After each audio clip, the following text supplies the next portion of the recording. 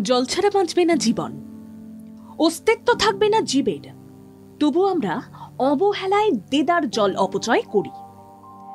সমাজের 5 জনের কথা না ভেবে স্বার্থপরের মতো কলটি খুলে রাখি, বা পানীয় জল দিয়ে কাপড় সাফাই করি, বা গরু মোষ স্নান করাই। এমনকি মাছ চাষে শৌচাগারে ব্যবহার করা হচ্ছে পানীয় জল। কি ভয়ানক কাণ্ডজ্ঞানহীন কাজ একবার ভাবুন তো। যেখানে সব বাড়িতে বিশুদ্ধ পানীয় জল পৌঁছে দেওয়ার লক্ষ্য নিয়েছে রাজ্য সরকার, রাজ্যের প্রায় 92% বাড়িতে পৌঁছে দেওয়া হয়েছে পানীয় জলের সংযোগ। কেন্দ্র টাকা না দিলেও রাজ্যই 90% অর্থ ব্যয়ে জল জীবন মিশনের কাজকে এগিয়ে নিয়ে যাচ্ছে। মুখ্যমন্ত্রী মমতা বন্দ্যোপাধ্যায়ের সুরে সুর মিলিয়ে আসুন শপথ নিই জলের অপচয় রোখার জন্য, যাতে আমাদের আর জল নিয়ে বিশ্বযুদ্ধের মুখোমুখি না হতে হয়। এই পৃথিবীকে শিশুর বাসযোগ্য করে যাওয়ার অঙ্গীকার নিই। বিশ্ব উষ্ণায়নের কথা মাথায় রেখে এই শপথ আমাদের নিতেই হবে। দেখে নেব কিভাবে জলের অপচয় হচ্ছে। আমতার রায়পাড়ায় পানীয় জলে লাগানো হলো পাম্প। সরকারি নিয়ম অনুযায়ী যা একেবারেই করা যায় না। আড়াইডাঙ্গায় পানীয় জল তোলা হচ্ছে শৌচাগারের ওপরে। যে পানীয় জল ব্যবহার করা হচ্ছে শৌচাগারে, আরশায় পানীয় জল জমা করা হচ্ছে ভূগর্ভস্থ রিজার্ভারে। এইভাবে জল জমা করা যায় না, যা বেআইনি। বাগনানের মুখ কল্যাণপুরে ট্যাঙ্কের রিজার্ভার বানানো হলো, সেই রিজার্ভারে জমা করা হচ্ছে পানীয় জল। বালুরঘাটের ভাটপাড়ায় পানীয় জলে চলছে স্নান। দেদার চলছে পানীয় জলের অপব্যবহার।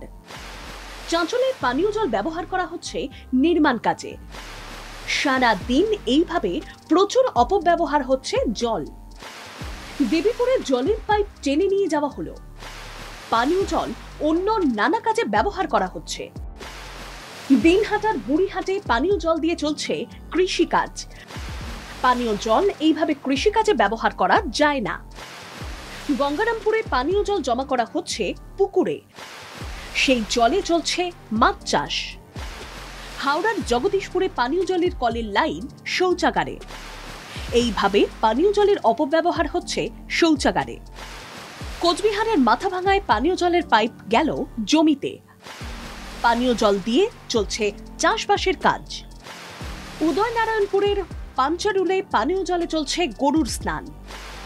সরকারের দেওয়া জল ব্যবহার হচ্ছে এমন কাজে। পাণ্ডবেশ্বরে জলের লাইনে বসানো হলো পাম্প। সেই পাম্প দিয়ে টেনে নেওয়া হচ্ছে বিপুল জল। যাদের জলের সত্যি প্রয়োজন তারা বঞ্চিত হচ্ছেন। মালদার রতুয়ায় গরুর স্নান করানো হচ্ছে পানীয় জলে, অথচ এই জল সরকার দিচ্ছে পান করার জন্য। সালানপুরে পাম্পের মাধ্যমে পানীয় জল তোলা হচ্ছে ছাদে, সেই জল পরে নানা কাজে ব্যবহার করা হচ্ছে। উদয়নারায়ণপুরে পানীয় জলের লাইনে লাগানো হলো হ্যান্ড পাম্প। এইভাবে বাড়তি জল টেনে নেওয়া হচ্ছে। কংক্রিটের জঙ্গল যত বাড়ছে, পাষাণ পৃথিবীর ইমারত যত আকাশ ছুঁচ্ছে, ততই মেঘ বৃষ্টির খেলা এলোমেলো হয়ে পড়ছে। তাই বিশেষজ্ঞরা সতর্ক বার্তা দিচ্ছেন।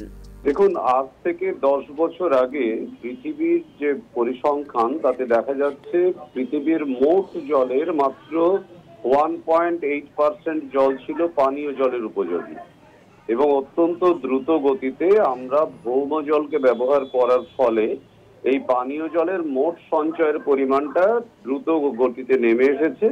ফলে এখনো যদি আমরা যথেচ্ছভাবে এই পানীয় জলকে ব্যবহার করি, তাহলে কিন্তু অদূর ভবিষ্যতে আমাদের কাছে পানীয় জল বলে কিছু থাকবে না। তাই আসুন সবকিছু ভুলে শুধু প্রশাসনের দিকে আঙুল না তুলে আমরা নাগরিকরা জলের অপচয় রোধ করি।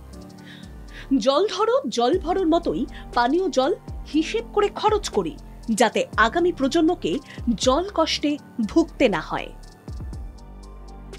ব্যুরো রিপোর্ট, বাংলা জাগো।